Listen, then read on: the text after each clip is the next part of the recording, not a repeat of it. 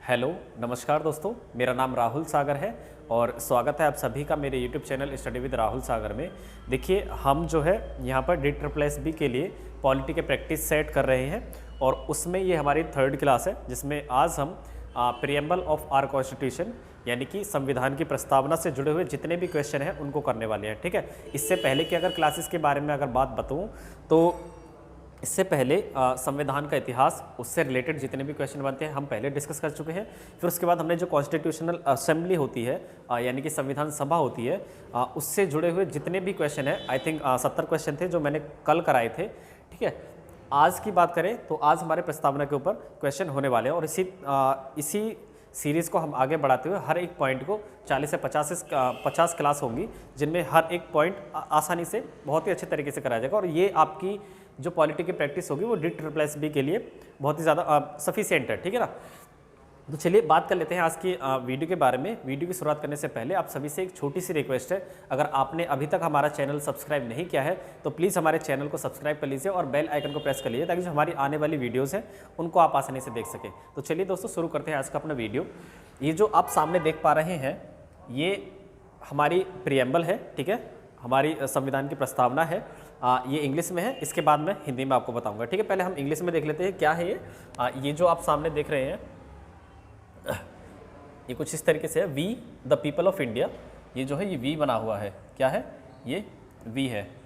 ठीक है, we the people of India having solemnly resolved to constitute India into a sovereign democratic republic and to secure to all its citizens justice, social, economic and political, liberty of thought, expression, belief, faith and worship, equality of status and of opportunity and to promote among them all. ठीक है, उसके बाद fraternity, assuring the dignity of the individual and the unity of the nation. ठीक है, in our constitutional assembly, in the constituent assembly, this 26th day of November 1949 do hereby adopt, enact and give to ourselves this constitution. ठीक है, तो ये हमारी preamble है, ये English में है। उसके बाद हम बात करते हैं जो हमारी हिंदी में है।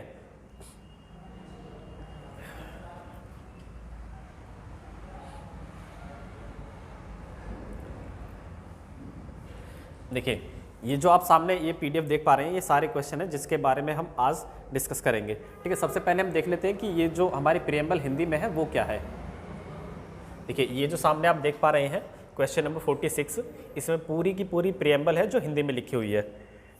ठीक है, देखिए, हम भारत के लोग भारत को एक संपूर्ण प्रभुत्व संपन्न समाजवादी पंथनिरपेक्ष लोकतांत्रिक गणराज्य बनाने के लिए तथा उसके समस्त नागरिकों को सामाजिक, आर्थिक और राजनीतिक न्याय, विचार, अभिव्यक्ति, विश्वास, धर्म और उपासना की स्वतंत्रता, प्रतिष्ठा और अवसर की समता प्राप्त कराने के लिए तथा उन सब में व्यक्ति की गरिमा और राष्ट्र की एकता और अखंडता सुनिश्चित करने वाली बंधुता बढ़ाने के लिए दृढ़ संकल्प होकर अपनी इस संविधान सभा में, आज ये डेट के बारे में पूछ रहा है इस क्वेश्चन में कि किस दिन ये पूरा संविधान बनकर के तैयार हुआ था। ठीक है, उसके आगे है एतद द्वारा इस संविधान को अंगीकृत, अधिनियमित और आत्मार्पित करते हैं। ये पूरी की पूरी हमारे संविधान की प्रस्तावना है।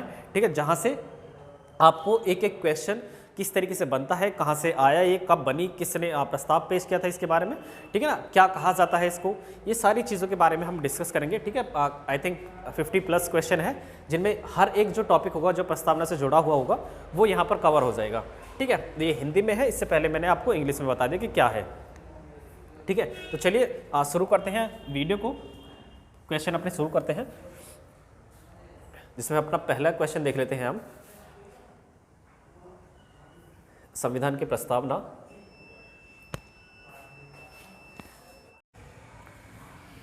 देखिए दोस्तों, हम संविधान की प्रस्तावना से रिलेटेड क्वेश्चन करने वाले थे, तो हमारा जो पहला क्वेश्चन होने वाला है वो है ये क्वेश्चन नंबर 1। भारतीय संविधान के किस भाग को उसकी आत्मा की आख्या प्रदान की गई है। क्या है पहला क्वेश्चन हमारा, भारतीय संविधान के किस भाग को उसकी आत्मा की आख्या प्रदान की गई है।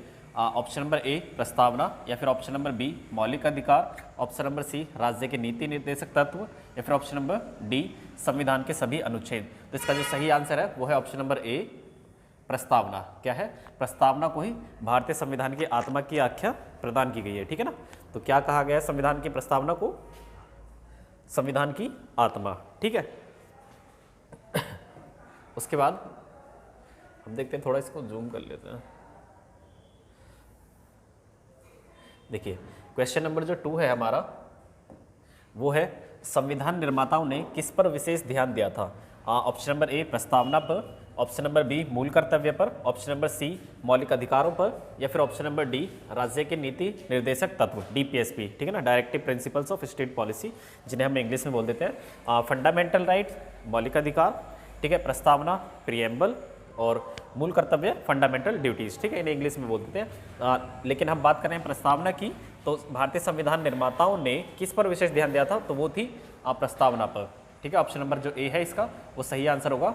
और एक चीज़, जो प्रस्तावना का जो प्रस्ताव था वो पंडित जवाहरलाल नेहरू जी के द्वारा दिया गया था, ठीक है, और उस उद्देश्य प्रस्ताव था वो, ठीक है, और जिसका जो परिवर्तित रूप है, ठीक है ना, जिसका जो ट्रांसफॉर्म रूप है वो हमारी प्रस्तावना के रूप में देखने के लिए मिलता है, ठीक है। तो ये जुड़ा हुआ किससे है, प्रस्तावना का जो पार्ट है वो जुड़ा हुआ है पंडित जवाहरलाल नेहरू जी के उद्देश्य प्रस्ताव से, ठीक है। बात करें हम अगले क्वेश्चन की तरफ, जो हमारा अगला क्वेश्चन है, अगला क्वेश्चन नंबर 3, भारत में जनप्रिय संप्रभुता है क्योंकि भारत के संविधान की प्रस्तावना शुरू होती है इन शब्दों से। ऑप्शन नंबर ए लोकतंत्रवादी भारत, ऑप्शन नंबर बी लोक गणराज्य, या फिर ऑप्शन नंबर सी प्रभुसत्ता, या फिर ऑप्शन नंबर डी हम भारत के लोग। बताइए, मैंने आपको अभी बताया था कि हमारी जो प्रिएम्बल है, हमारे कॉन्स्टिट्यूशन की जो प्रिएम्बल है वो कहाँ से स्टार्ट होती है। अगर हम हिंदी की बात करें तो हम भारत के लोग, ठीक है, तो इसका जो ऑप्शन नंबर डी है वो सही आंसर होगा। क्या होगा, ऑप्शन नंबर जो डी है, हम भारत के लोग से ये शुरू होती है, ठीक है। अगर हम इंग्लिश की बात करें तो we the people of India, ठीक है। हिंदी में हम भारत के लोग से स्टार्ट होती है, और फिर इंग्लिश की बात करें तो we the people of India से स्टार्ट होती है हमारे भारतीय संविधान की प्रस्तावना, ठीक है। उसके बाद जो अगला क्वेश्चन है हमारा, अगला क्वेश्चन है क्वेश्चन नंबर 4, जिसमें कहा गया है कि भारत को गणतंत्र क्यों कहा जाता है।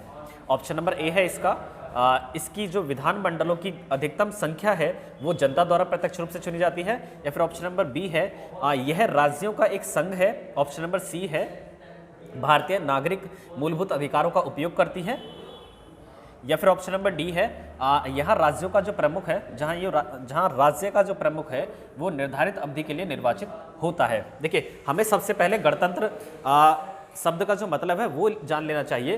2 शब्द होते हैं, एक होता है गणतंत्र, एक होता है राजतंत्र।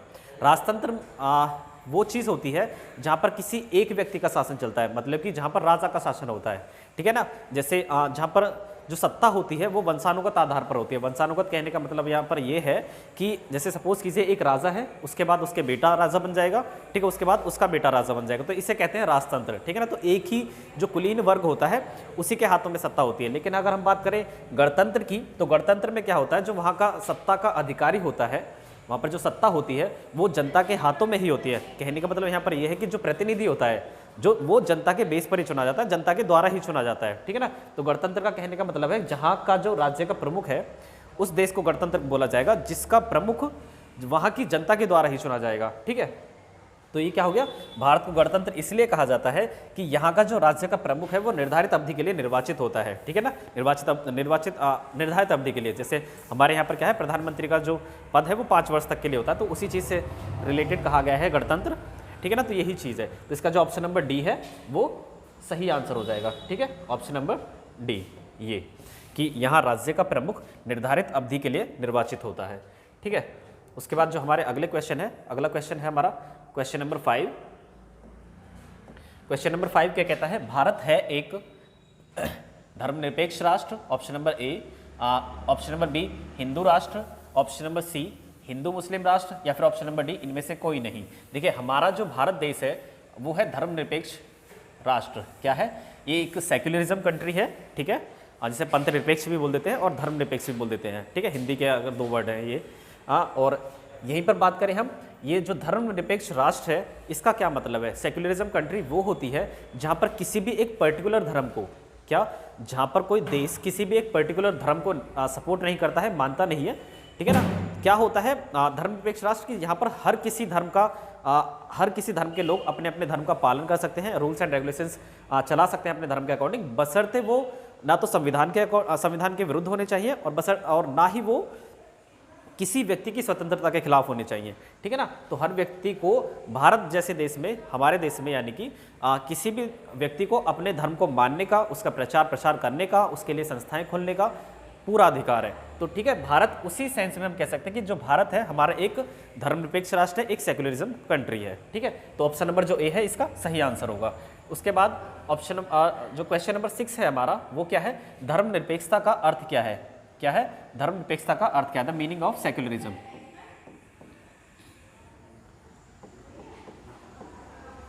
ठीक है, ऑप्शन नंबर ए है इसका, राज्य सरकार सभी धर्म के खिलाफ। ऐसा तो है नहीं, क्योंकि मैंने अभी बताया है कि धर्मनिरपेक्षता का मतलब ये नहीं कि हर किसी धर्म के खिलाफ। धर्मनिरपेक्षता का मतलब है कि सभी धर्मों का आदर करने वाला कंट्री, ठीक है ना। तो ये चीज़ तो होगी नहीं। उसके बाद जो ऑप्शन नंबर बी है, राज्य सरकार द्वारा एक धर्म को स्वीकार, मैंने ये भी बताया है कि आपको धर्मनिरपेक्ष कंट्री वो होती है या फिर सेक्युलरिज्म कंट्री वो होती है जहाँ पर सभी धर्मों का आदर होता है। तो यहाँ पर कहा गया कि केवल एक धर्म को स्वीकार करने वाली जो कंट्री होती है वो सेक्युलरिज्म कभी नहीं हो सकती, ठीक है। ऑप्शन नंबर जो सी है, राज्य सरकार द्वारा किसी धर्म को स्वीकार नहीं करना, तो यही चीज़ है कि ऑप्शन नंबर जो सी है वो इसका सही आंसर हो जाएगा, क्योंकि मैंने आपको अभी बताया कि सेक्युलरिज्म कंट्री का मतलब ही ये होता है कि राज्य किसी भी एक पर्टिकुलर धर्म को नहीं मानता है, वो सभी धर्मों का आदर करता है, और हर किसी व्यक्ति जो उस देश में रहता है जहाँ पर एक सेक्युलरिज्म की कॉन्सेप्ट है, वहाँ पर कोई भी व्यक्ति अपने धर्म को अच्छे से मान सकता है, प्रचार प्रसार कर सकता है, ठीक है। और राज्य किसी भी धर्म को नहीं मारेगा, ना ही किसी को पर्टिकुलर तरीके से सपोर्ट करेगा। तो ये सारी चीज़ें हैं, ठीक है। उसके बाद जो हमारा क्वेश्चन नंबर 7 है, इसका तो ऑप्शन नंबर सी है वो सही आंसर होगा, ठीक है। राज्य सरकार द्वारा किसी भी धर्म को स्वीकार नहीं करना, ठीक है। उसके बाद हमारा जो क्वेश्चन नंबर 7 है, भारत एक धर्मनिरपेक्ष राज्य है, इसका मतलब है कि भारतीय राज्य धर्म विरोधी नागरिकों का समर्थन करता है, बहुसंख्यक समुदाय के धर्म का समर्थन करता है, या फिर ऑप्शन नंबर सी है अल्पसंख्यक समुदाय के धर्म का समर्थन करता है, या फिर ऑप्शन नंबर डी है किसी निश्चित धर्म का समर्थन नहीं करता। देखिए, धर्मनिरपेक्ष राज्य, भारत एक धर्मनिरपेक्ष राज्य है, इसका मतलब ये है कि भारत जो है वो किसी भी एक निश्चित धर्म का समर्थन नहीं करता। ऐसा नहीं है कि धर्म विरोधी नागरिकों का समर्थन करता है, ऐसा बिल्कुल नहीं है। बहुसंख्यक समुदाय के धर्म का समर्थन करता है, ऐसा भी बिल्कुल नहीं है। ना ही अल्पसंख्यक समुदाय के धर्म का समर्थन करता है। तो जो धर्मनिरपेक्ष भारत के सेंस में अगर हम देखें तो ये है कि वो किसी भी निश्चित धर्म का समर्थन नहीं करता, ठीक है। उसके बाद हम अगले क्वेश्चन की तरफ बढ़ेंगे। जो हमारा अगला क्वेश्चन है, क्वेश्चन नंबर 8, गणतंत्र होता है,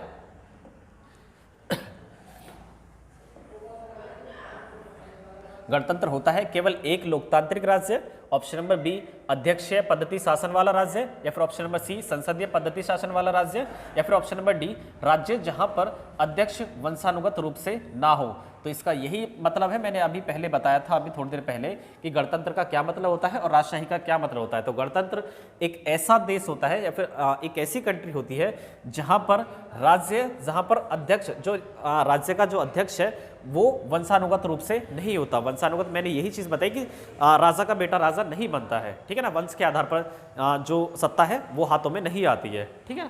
तो यही सारी चीज़ें, ऑप्शन नंबर जो डी है इसका सही आंसर हो जाएगा, ठीक है।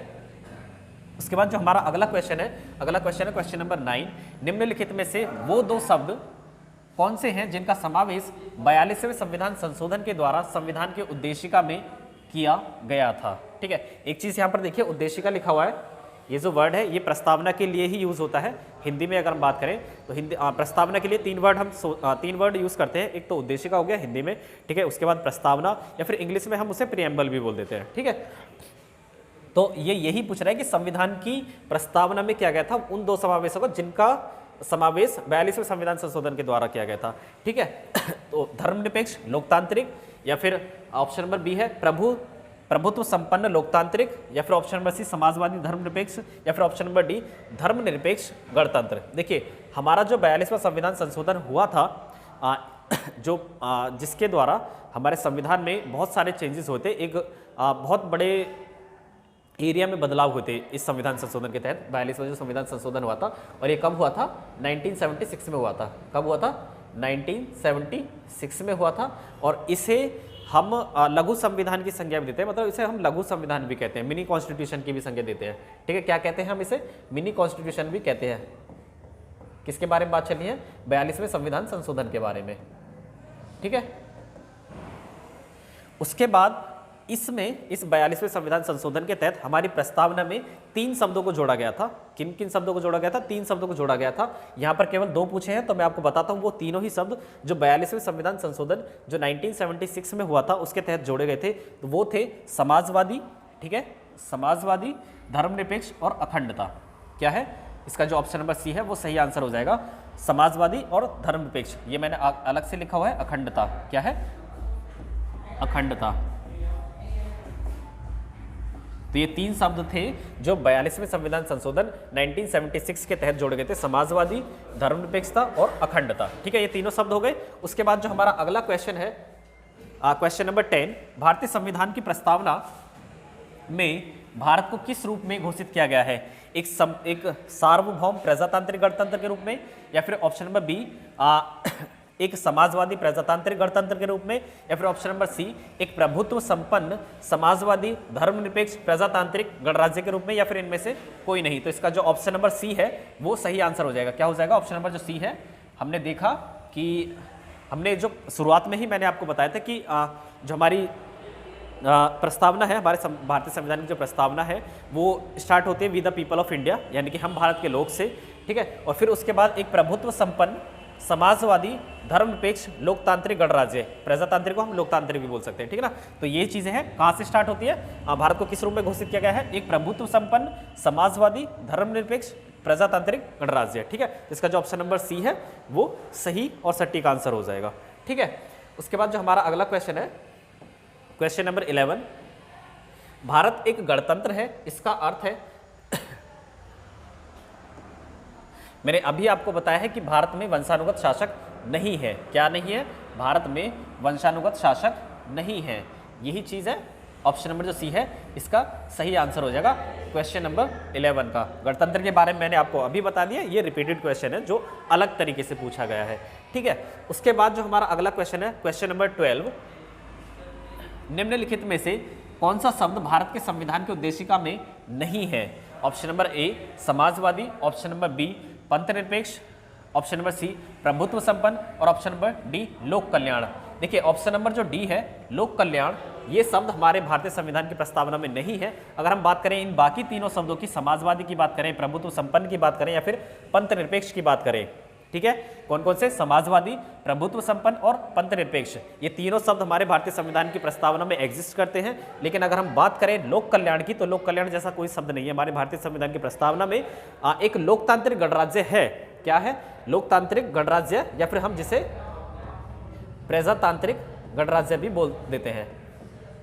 लोकतांत्रिक गणराज्य, या इसी को ही हम प्रजातांत्रिक गणराज्य भी बोल देते हैं। क्या बोल देते हैं? प्रजातांत्रिक गणराज्य। ठीक है, देखिए समाजवादी 42वें संविधान संशोधन 1976 के तहत जोड़ा गया था, पंथनिरपेक्ष भी जोड़ा गया था, लेकिन प्रभुत्व संपन्न ये पहले से ही एग्जिस्ट करता था जब मूल संविधान बनकर के तैयार हुआ था।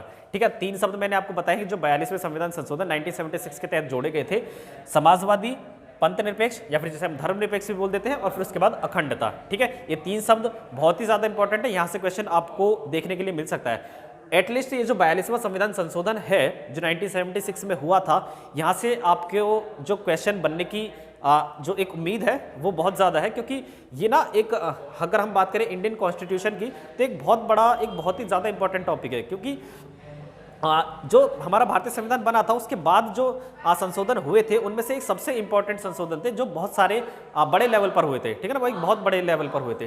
ठीक है, तो 42वां संविधान संशोधन जो हम आगे आने वाले चैप्टर्स में पढ़ेंगे, एक एक टॉपिक, जैसे हम आप आज जो है प्रस्तावना के बारे में पढ़ रहे हैं, इससे पहले हमने भारतीय संविधान का इतिहास क्या आ रहा था उससे रिलेटेड क्वेश्चन करे थे करीबन 40-50 के समथिंग। फिर उसके बाद हमने संविधान सभा से रिलेटेड 70 के समथिंग क्वेश्चन थे वो करे। ठीक है ना, फिर आज हम प्रस्तावना के ऊपर बात करें, तो इसी तरीके से जो अगले टॉपिक्स आने वाले हैं उनके ऊपर बात करेंगे, और उन्हीं में से हमारा एक टॉपिक होगा संविधान संशोधन। ठीक है, अलग अलग टॉपिक होंगे, प्रधानमंत्री हो या फिर राष्ट्रपति हो, इनके अलग अलग से क्वेश्चन हमें देखने के लिए मिलेंगे। ठीक है, दीपक भैया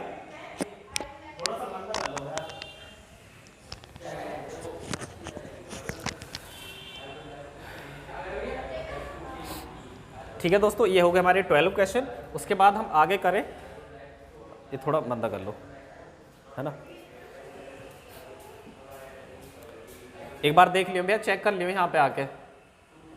12 क्वेश्चन हो गए, ठीक है। उसके बाद जो हमारा जो 13th क्वेश्चन है वो आप यहाँ पर देख सकते हैं, ठीक है, स्क्रीन पर। कल्याणकारी राज्य का क्या उद्देश्य है? कल्याणकारी राज्य का क्या उद्देश्य है? ऑप्शन नंबर जो 13 है, ऑप्शन नंबर ए है अधिकतम संख्या का अधिकतम कल्याण सुनिश्चित करना, या फिर ऑप्शन नंबर बी है कमजोर वर्गों के कल्याण का प्रबंधन करना, या फिर सभी नागरिकों के स्वास्थ्य सुविधाएं सेवाएं प्रदान करना, या फिर उपरोक्त में से कोई नहीं। तो इसका जो ऑप्शन नंबर बी है वो सही आंसर हो जाएगा। क्या है? लोक कल्याणकारी राज्य का मतलब है कि कमजोर वर्ग के कल्याण का प्रबंधन करना, ठीक है। अगला क्वेश्चन है हमारा क्वेश्चन नंबर 14। भारत को एक गणराज्य मुख्य रूप से माना जाता है क्योंकि ऑप्शन नंबर ए राज्याध्यक्ष का चुनाव होता है, ऑप्शन नंबर बी उसे 15 अगस्त 1947 को स्वतंत्रता मिली थी, ऑप्शन नंबर सी उसका अपना लिखित संविधान है, या फिर ऑप्शन नंबर डी उसकी सरकार संसदीय प्रणाली के अनुसार है। देखिए गणराज्य का मतलब मैंने आपको पहले ही बताया था, गणतंत्र का मतलब वो ये सारे जो क्वेश्चन है वो रिपीटेड है। अगर गणतंत्र देखने के लिए मिल जाए तो गणतंत्र कहने का मतलब यहाँ पर ये है कि जो सत्ता का अधिकारी होता है, जो सरकार होती है वो जनता के द्वारा चुनी जाती है, ठीक है ना। मतलब यहाँ का जो राज्य अध्यक्ष होता है, जो देश का अध्यक्ष होता है, वो जनता के द्वारा चुना जाता है, ठीक है। तो इसी का मतलब है कि गणराज्य है भारत हमारा, ठीक है। अगर राजतंत्र होता तो राजतंत्र में क्या होता है कि जो सारी शक्तियाँ होती हैं वो एक पर्टिकुलर राजा के पास होती हैं, और फिर उसके बाद अगर राजा की मृत्यु हो जाती है तो उसका जो बेटा होता है उसके हाथों में वो ट्रांसफर हो जाती हैं, ठीक है। तो इसी वजह से हमारा जो भारत देश है वो एक गणराज्य है, ठीक है। राजतंत्र पहले हुआ करता था, काफ़ी समय पहले की बात है, ठीक है। उसके बाद हमारा जो क्वेश्चन नंबर 15 है वो है भारतीय संविधान की प्रस्तावना में प्रस्तावना के सिलसिले में निम्नलिखित में से कौन सा क्रम सही है? क्रम के बारे में पूछ रहा है। मैंने आपको पहले ही अभी थोड़ी देर पहले बताया था, हिंदी में भी मैंने आपको प्रियम्बल के बारे में दिखाया था यहाँ पर, और फिर उसके बाद जो स्टार्टिंग में ही इंग्लिश में देख लिया था हमने, ठीक है। तो हमारी जो सीक्वेंस है प्रस्तावना के अंदर, जो वर्डों का जो सीक्वेंस है उसके बारे में यहाँ पे पूछ रहा है। जो ऑप्शन नंबर डी है इसका वो सही आंसर है, क्योंकि सार्वभौम सत्ता संपन्न समाजवादी धर्मनिरपेक्ष जनवादी गणतंत्र राज्य है, ठीक है ना। तो ये क्या है? सार्वभौम संपूर्ण प्रभुत्व संपन्न समाजवादी धर्मनिरपेक्ष लोकतांत्रिक गणराज्य, इसका एक मतलब है, ठीक है ना। इसे हम या फिर जनवादी गणतंत्र भी बोल सकते हैं, ठीक है। तो इसका ये ऑप्शन नंबर जो डी है वो सही आंसर हो जाएगा, ठीक है। उसके बाद हम अगले क्वेश्चन की तरफ अगर बढ़े, क्वेश्चन नंबर 16 कहता है कि संविधान की प्रस्तावना में प्रयुक्त शब्द सेक्युलर का अर्थ है कि सभी नागरिकों को धर्म एवं उपासना की स्वतंत्रता, या एकेश्वरवाद, या फिर ऑप्शन नंबर सी बहुदेववाद, या फिर सभी धर्मों की अस्वीकृति। देखिए ऐसा नहीं है कि सभी धर्मों की अस्वीकृति, मैंने अभी थोड़ी देर पहले बताया था कि सेक्युलरिज्म का मतलब क्या होता है, कि सभी धर्मों का सम्मान। तो यही चीज़ है कि सभी नागरिकों को धर्म एवं उपासना की स्वतंत्रता। तो ऑप्शन नंबर जो ए है वो इसका सही आंसर हो जाएगा। क्या है? ऑप्शन नंबर जो ए है, ठीक है ये। उसके बाद जो हमारा क्वेश्चन नंबर 17 है, शब्द धर्मनिरपेक्ष सेक्युलर भारत के संविधान की प्रस्तावना में जोड़ा गया था, इसके विषय में निम्नलिखित कथनों में से कौन सा सही है? तो 3 शब्द जोड़े गए थे, ये 42वें संविधान संशोधन के तहत जोड़े गए थे, जो 1976 में हुआ था, जिसे मिनी कॉन्स्टिट्यूशन भी कहते हैं, लघु संविधान भी बोल देते हैं हिंदी में, ठीक है। तो ये इसका जो ऑप्शन नंबर 3 है वो सही आंसर है, ठीक है। और ये कब हुआ था? ये 1976 में हुआ था। तो 1 और 3 ये दोनों जो है यहाँ पर कहाँ है, ये जो इसका जो ऑप्शन नंबर बी है ये इसका सही आंसर है, ठीक है। उसके बाद हम आगे चले, अगला क्वेश्चन है हमारा क्वेश्चन नंबर 18। भारतीय संविधान की प्रस्तावना में लिखित हम भारत के लोग we the people of India से क्या अर्थ निकलता है? क्या अर्थ निकलता है? ऑप्शन नंबर ए है भारतीय गणराज्य के प्रभुसत्ता जनता में निहित है, या फिर संविधान का निर्माण भारत की जनता द्वारा हुआ है, या फिर ऑप्शन नंबर सी संविधान निर्माता भारत की जनता का प्रतिनिधित्व करते हैं, या फिर ऑप्शन नंबर डी भारत का संविधान भारत की जनता की सहमति पर आधारित है। देखिए अगर हम हमारे इंडियन कॉन्स्टिट्यूशन के प्रियम्बल की तरफ अगर देखें तो हमें पता चल जाएगा, उससे ये चीज़ बात जाहिर होती है कि जो हमारा भारत का संविधान है जिसमें ये वर्ड लिखा है कि हम भारत के लोग, उसमें अंत में क्या है, एक डेट दी गई है, इसको तैयार करते हैं, अधिनियमित अंगीकृत कुछ इस तरीके से है, ठीक है। तो इसका मतलब है हम we the people of India क्या है कि जो भारत का संविधान है वो किस उसका निर्माण भारत की जनता के द्वारा हुआ है। अब ये कैसे हुआ है, किस सेंस में बोल रहा है, देखिए जो हमारे भारतीय संविधान की सभा का जो गठन हुआ था वो अप्रत्यक्ष रूप से हुआ था। अप्रत्यक्ष रूप से किस तरीके से, हमारे अलग अलग प्रांतों से प्रतिनिधि गए थे, ठीक है, जो जनता के द्वारा डायरेक्टली चुने गए थे। फिर उसके बाद जो वो प्रतिनिधि थे, उन प्रतिनिधियों के माध्यम से जो संविधान सभा के सदस्य थे वो चुने गए थे, जिन्हें हम अप्रत्यक्ष रूप से चुने हुए बोल देते हैं, ठीक है। तो उसी तरीके से हम बोल सकते हैं कि जो हम भारत के लोग हैं, भारतीय संविधान की प्रस्तावना में हम भारत के लोग, इस बात को जाहिर करता है कि संविधान का निर्माण भारत की जनता के द्वारा हुआ है, ठीक है। उसके बाद समाजवाद का क्या अर्थ है, समाजवाद का अर्थ है ऑप्शन नंबर ए सामाजिक नियंत्रण, या फिर ऑप्शन नंबर बी राष्ट्रीयकरण, या फिर ऑप्शन नंबर सी सामाजिक न्याय, या फिर ऑप्शन नंबर डी सामाजिक स्पर्धा। देखिए समाजवाद का एक सीधा सिंपल सा आंसर है कि समाज में जो भी संपत्ति वगैरह है उस पर ना पूरे ऑल ओवर समाज का, ऑल ओवर सोसाइटी का अधिकार होना चाहिए, ना कि किसी एक पर्टिकुलर तबके का, ठीक है, ना किसी एक पर्टिकुलर व्यक्ति का होना चाहिए। तो समाजवाद का कहने का मतलब ये है कि हर किसी व्यक्ति को न्याय मिले, ठीक है, हर किसी व्यक्ति के पास समान रूप से अधिकार हो, तो कह सकते हैं कि हम सामाजिक न्याय, ठीक है। तो इसका ऑप्शन नंबर जो सी है वो सही आंसर हो जाएगा। समाजवाद मीन्स द जो ऑल ओवर प्रॉपर्टी है समाज के अंदर, उसका जो नियंत्रण है वो पूरे लोगों के द्वारा और फिर प्लस उनका सब पर अधिकार होना चाहिए, ठीक है। उसके बाद जो हमारा अगला क्वेश्चन है, 42वें संविधान संशोधन द्वारा प्रस्तावना में निम्नलिखित में से कौन सा शब्द जोड़ा गया था। ऑप्शन नंबर ए लोकतांत्रिक, न्याय, समाजवाद, या फिर राजनीतिक। तो समाजवाद जोड़ा गया था, मैंने 3 शब्दों के बारे में अभी बताया है, ये बार बार रिपीट हो रहा है क्वेश्चन कि 3 शब्द जोड़े गए थे 42वें संविधान संशोधन 1976 के तहत, समाजवाद, धर्मनिरपेक्ष और अखंडता, ठीक है। उसके बाद हमारा अगला क्वेश्चन 21, भारतीय संविधान की आत्मा किसे कहा गया है। शुरू में ही क्वेश्चन आया था कि प्रस्तावना को भारतीय संविधान की आत्मा कहा गया है, ठीक है। उसके बाद जो हमारा क्वेश्चन नंबर 22 है, भारत में लौकिक सार्वभौमिकता है क्योंकि संविधान की प्रस्तावना प्रारंभ होती है, संविधान की प्रस्तावना कहाँ किन वर्डों से शुरू होती है, we the people of India, हम भारत के लोग, ठीक है। तो ये है ऑप्शन नंबर ए, इसका सही आंसर हो जाएगा, ठीक है। क्या है, ऑप्शन नंबर जो ए है वो इसका सही आंसर है। आगे बढ़े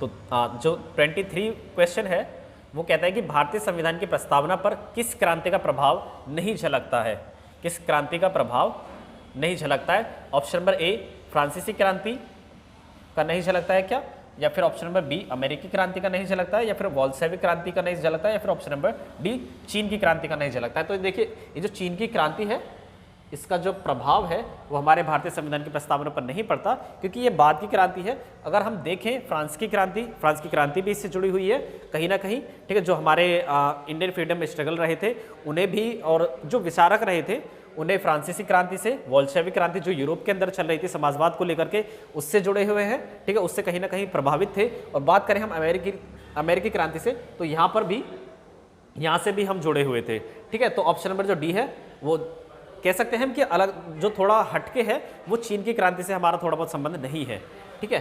तो फ्रांसीसी क्रांति से भी हमारे भारतीय संविधान की प्रस्तावना पर प्रभाव है। बोल्शेविक क्रांति का जो यूरोप में सोशलिज्म के ऊपर है, रशियन रेवोल्यूशन के ऊपर है, वो सारी चीज़ें जो है बोल्शेविक क्रांति से जुड़ी हुई हैं, ठीक है। अमेरिकी क्रांति के बारे में भी हम बात कर चुके हैं, ठीक है। उसके बाद 24th क्वेश्चन देखिए,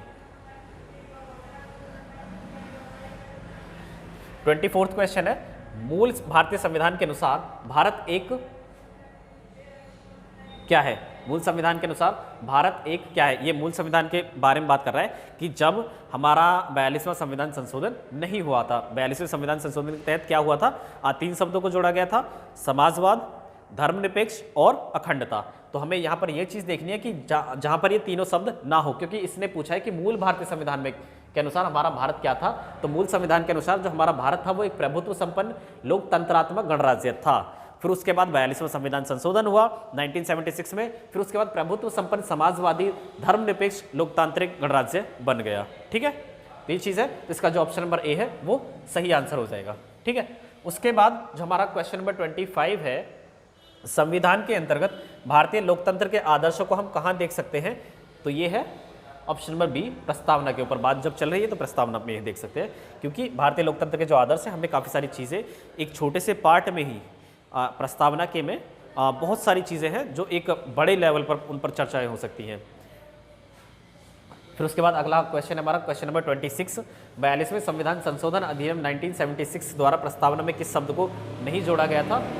तो हमें केवल ये देखने कि 3 शब्द जो थे जो हमको पता है कि धर्मनिरपेक्ष है, समाजवादी भी है, एकता अखंडता भी है। तो गुटनिरपेक्ष 42 जो हमारा कॉन्स्टिट्यूशन अमेंडमेंट हुआ था 1976 के तहत, इसको नहीं जोड़ा गया था। ऑप्शन नंबर जो सी है वो इसका करेक्ट आंसर हो जाएगा। ठीक है, क्वेश्चन नंबर जो 27 है वो है भारतीय संविधान की प्रस्तावना के बारे में कौन सा कथन सही है?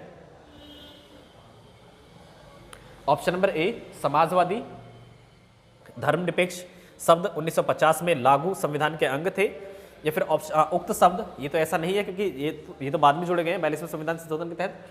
उसके बाद ऑप्शन नंबर जो ए है, उक्त शब्द 1976 में संशोधन द्वारा जोड़े गए थे, तो ये यही सही है, ऑप्शन नंबर बी। ठीक है, अगले क्वेश्चन की तरफ अगर हम बढ़े, क्वेश्चन नंबर 28। देखिए, भारतीय संविधान ने किस प्रकार के लोकतंत्र को अपनाया है? संवैधानिक राजतंत्र, या फिर संवैधानिक राजतंत्र ये, या फिर ऑप्शन नंबर बी वंशानुगत लोकतंत्र, या फिर ऑप्शन नंबर सी लोकतांत्रिक राजतंत्र, या फिर ऑप्शन नंबर डी लोकतांत्रिक गणतंत्र। तो लोकतांत्रिक गणतंत्र को हमारे भारतीय संविधान के अंतर्गत अपनाया गया है। राजतंत्र से हमारा कोई मतलब नहीं है, वंशानुगत भी राजतंत्र से ही जुड़ जाती है, तो इसलिए हम कह सकते हैं कि भारत का जो संविधान है वो बात करता है लोकतांत्रिक गणतंत्र के बारे में। ठीक है, उसके बाद जो क्वेश्चन नंबर 29 है, भारतीय संविधान की प्रस्तावना में वर्णित लोकतंत्र को किस रूप में स्वीकार किया गया है? ऑप्शन नंबर ए राजनीतिक राजतंत्र, या फिर ऑप्शन नंबर बी आर्थिक लोकतंत्र, या फिर ऑप्शन नंबर सी सामाजिक राजतंत्र, या फिर ऑप्शन नंबर डी उपयुक्त सभी। देखिए, इसमें ना ये थोड़ा आई थिंक ये ऑप्शन में थोड़ा दिक्कत है, क्योंकि राजनीतिक लोकतंत्र के बारे में बात करता है, क्योंकि सभी की जो पहुंच है वो राजनीतिक तक है, मतलब राजनीतिक, सामाजिक और आर्थिक सभी तरीके का न्याय भारतीय संविधान में नागरिकों को दिया गया है। ठीक है, तो ये लोकतंत्र है, क्या है? लोकतंत्र, राजनीतिक लोकतंत्र और सामाजिक लोकतंत्र और आर्थिक लोकतंत्र। तो इसका जो ऑप्शन नंबर डी हो जाएगा वो तब सही होगा ना कि राजतंत्र के बेस पर। ठीक है, ये कट जाएंगे यहाँ से। उसके बाद जो क्वेश्चन नंबर 30 है, भारतीय संविधान की प्रस्तावना के अनुसार भारत के शासन की सर्वोच्च सत्ता किसमें निहित है? किसके में निहित है? जनता में निहित है। ठीक है, या मतदाता में निहित है, या ऑप्शन नंबर सी राष्ट्रपति में निहित है, या फिर ऑप्शन नंबर डी संसद में निहित है। हमारे भारतीय संविधान की जो प्रस्तावना है उसमें कहा गया है कि हम भारतीय संविधान को खुद के लिए, मीन्स कहने का मतलब कि हमारे द्वारा तैयार किया गया है ये, और हम खुद को ही आत्मार्पित या अंगीकृत करते हैं। ठीक, भारत की जनता को, तो ये जनता से रिलेटेड है, तो इसका जो ऑप्शन नंबर ए है वो सही है। अगर यहाँ पर मतदाता की बात होती तो मतदाता में केवल 18+ के लोग आते हैं जो वोट देने का अधिकार है। ठीक है, राष्ट्रपति से भी जुड़ा हुआ नहीं है और ना ही संसद से जुड़ा हुआ है, तो जनता के बारे में जो बात है वो सही और सटीक है। ठीक है, अगला जो क्वेश्चन है 31, भारत की संप्रभुता, एकता तथा अखंडता को अक्षुण्ण बनाए रखने तथा उसकी रक्षा करने का प्रावधान किया गया है, वो प्रस्तावना में ही किया गया है, क्योंकि शुरू में ही देखेंगे तो हम ये सारी चीज़ें हमें प्रस्तावना में देखने के लिए मिल जाती हैं। ठीक है, उसके बाद जो हमारा अगला क्वेश्चन है 32, भारतीय संविधान की प्रस्तावना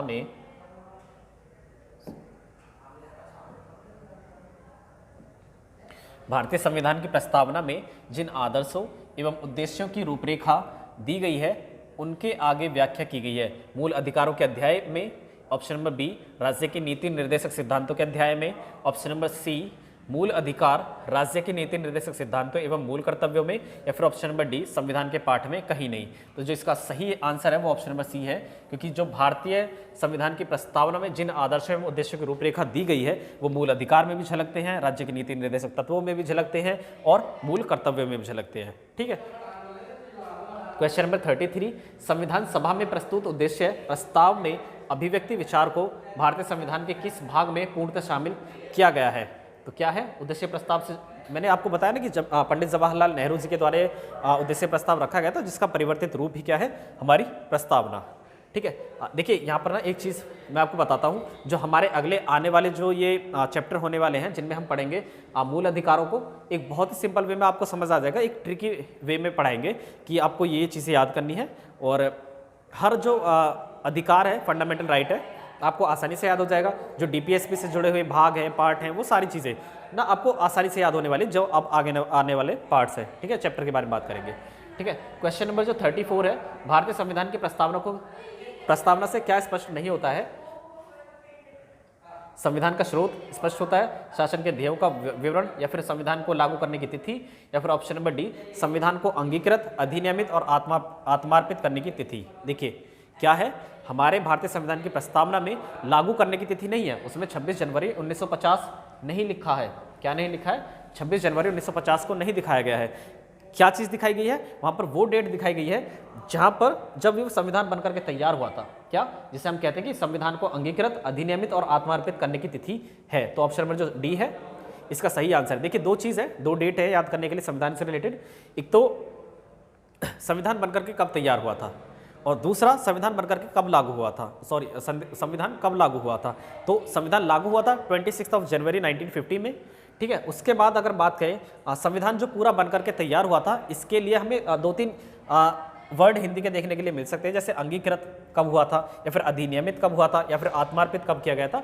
तो वो किया गया था 26 नवंबर 1949 को। ठीक है, ये दोनों डेट में बहुत ज़्यादा कन्फ्यूजन रहता है। आगे बढ़ते हैं, हमारा क्वेश्चन नंबर 35 है।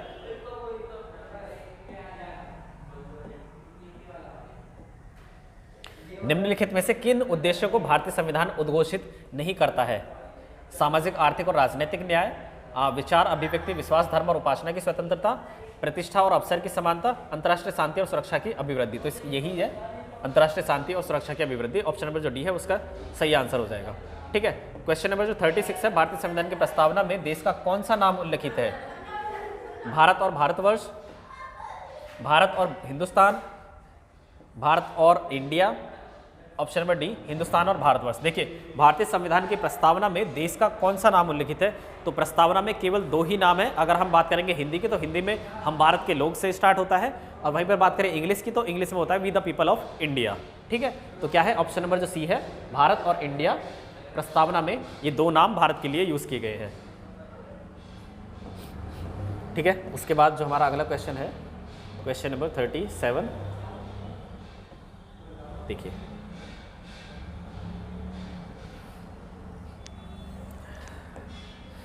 क्वेश्चन नंबर 37, भारतीय संविधान किसके द्वारा स्वीकृत है? तो ये जनता के द्वारा ही है और जनता के द्वारा बनाया ही गया है। तो यही सारी चीज़ें हैं आपको देखने के लिए मिलेंगी। अगर चीज़ कहीं देखिए किसके द्वारा बनाया गया था, या तो आपको भारतीय संविधान सभा दिख जाए तो आपको संविधान सभा पर टिक करना है पहले। ठीक है, अगर संविधान की सभा में संविधान सभा नहीं दिखे तो आपको, अगर जनता दिख रही है तो वहाँ पर आपको टिक करना है जनता के ऊपर। ठीक है, तो भारत की जनता के द्वारा स्वीकृत है।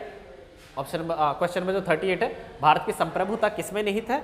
भारत की जनता में निहित है। ऑप्शन नंबर डी इसका सही आंसर होगा। क्वेश्चन नंबर 39, भारतीय संविधान को किस संविधान सभा द्वारा अंगीकृत किया गया था? मैंने अभी आपको दो डेट के बारे में बताया था, तो वो है 26 नवंबर 1949। अंगीकृत आ जाए, अधिनियमित आ जाए, आत्मार्पित आ जाए, या फिर कब बनकर के तैयार हुआ था ये चीज़ आ जाए तो 26 नवंबर 1949। लागू कब हुआ था इसमें नहीं दिया है। ये अगला क्वेश्चन है, क्वेश्चन नंबर 14, भारत का संविधान पूर्ण रूप से कब तैयार हुआ था? ये भी यही चीज़ है 26 नवंबर 1949 को। यही मैंने अभी आपको बताया कि पूर्ण रूप से कब तैयार हुआ था? 26 नवंबर 1949 को बनकर के तैयार हुआ था। ठीक है, ये अगला क्वेश्चन है कि भारतीय संविधान कब अंगीकार किया गया था?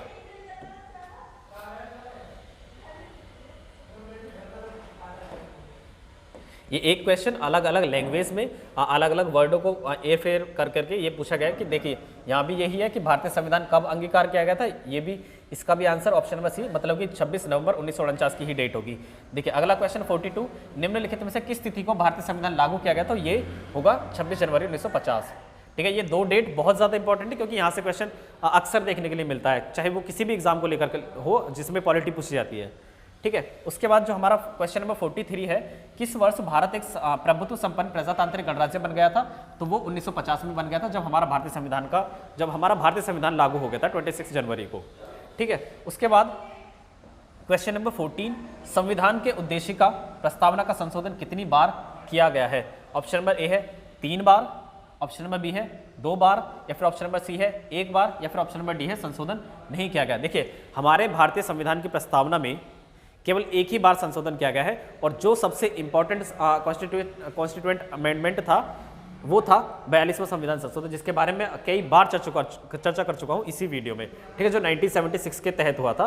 केवल प्रस्तावना में एक ही बार संशोधन हुआ है, वो भी 1976 के 42वें संविधान संशोधन के तहत, ठीक है। ये चीज आपको याद रखनी है कि प्रस्तावना में केवल एक ही बार संशोधन किया गया है और उसके तहत 3 वर्डों को जोड़ा गया था, समाजवाद, धर्मनिरपेक्ष और अखंडता, ठीक है। उसके बाद अगर हम देखें अगले क्वेश्चन की तरफ अगर हम बढ़े, क्वेश्चन नंबर 45, भारत के संविधान की प्रस्तावना में प्रथम संशोधन कब किया गया था? एक ही बार संशोधन किया गया है 1976 में, वही चीज है। और क्वेश्चन नंबर 46 देखिए, ये पूरी की पूरी है हिंदी में प्रस्तावना, आप पढ़ सकते हैं इसको। निम्नलिखित अवतरण में हम भारत के लोग भारत को एक संपूर्ण प्रभुत्व संपन्न समाजवादी पंथनिरपेक्ष लोकतांत्रिक गणराज्य बनाने के लिए तथा उसके समस्त नागरिकों को सामाजिक, आर्थिक और राजनीतिक न्याय, विचार, अभिव्यक्ति, विश्वास, धर्म और उपासना की स्वतंत्रता, प्रतिष्ठा और अवसर की समता प्राप्त कराने के लिए तथा उन सब में व्यक्ति की गरिमा और राष्ट्र की एकता और अखंडता सुनिश्चित करने वाली बंधुता बढ़ाने के लिए दृढ़ संकल्प होकर अपनी इस संविधान सभा में आज, ये डेट पूछ रहा है कब अंगीकृत और अधिनियमित या फिर कब बनकर के तैयार हुआ था, एतद द्वारा इस संविधान को अंगीकृत, अधिनियमित और आत्मार्पित किया गया था। अभी मैंने 2 डेट बताई थी, ये है 26 नवंबर 1949, ठीक है। अगले क्वेश्चन की तरफ देखते हैं, क्वेश्चन नंबर 47, संविधान की प्रस्तावना सभी भारतीय नागरिकों को निम्नलिखित में से कौन सा एक उपलब्ध कराने के लिए वायदा नहीं करती? सामाजिक न्याय, राजनीतिक न्याय, विचारों की स्वतंत्रता या फिर ऑप्शन नंबर डी पूजा की समानता। तो ये पूजा की समानता के बारे में डिस्कस नहीं करती है, कि हमारे भारतीय संविधान की प्रस्तावना में कहा गया है कि आर्थिक, सामाजिक और राजनीतिक और विचार की अभिव्यक्ति की स्वतंत्रता प्रदान करती है हमारे भारतीय संविधान की प्रस्तावना, ठीक है।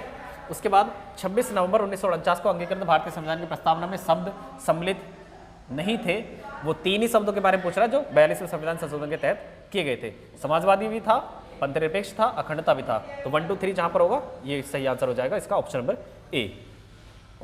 क्वेश्चन नंबर 49, भारतीय संविधान की उद्देशिका में परिवर्तन किस संशोधन अधिनियम में किए गए थे? वो था 42वां संविधान संशोधन, हम पहले कई बार पढ़ चुके हैं। ऑप्शन नंबर जो सी है वो इसका सही आंसर हो जाएगा।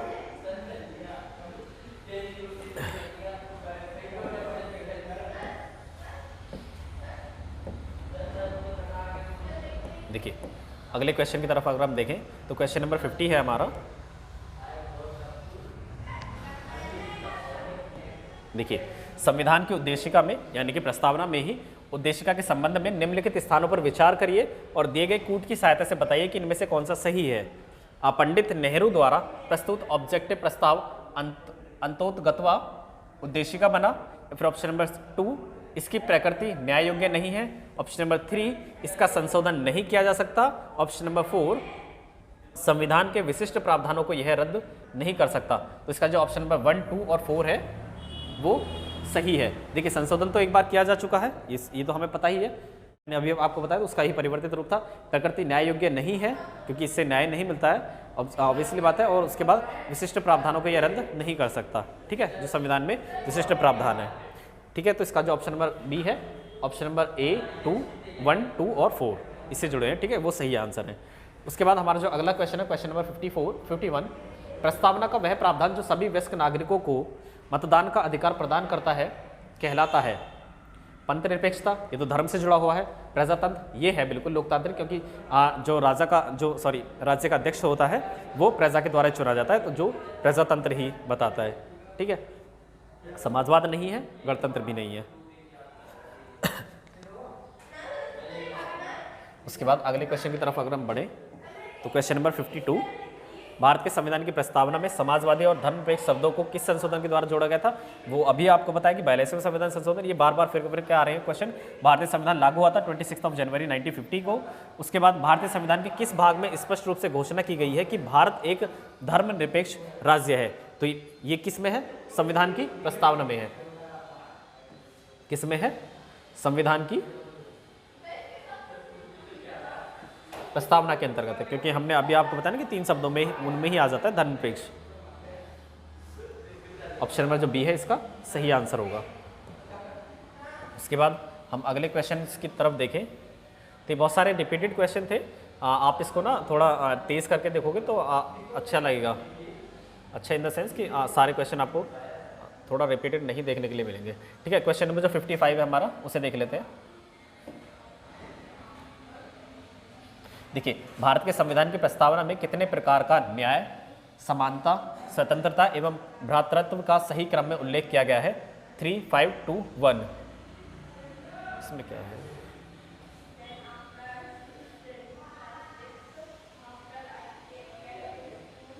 हाँ सॉरी, ये न्याय दिखा रहा है कि आर्थिक सामाजिक और राजनीतिक स्वतंत्रता के बारे में, और समानता कितने प्रकार की है, और फिर उसके बाद भ्रातृत्व का सही क्रम में उल्लेख किया है।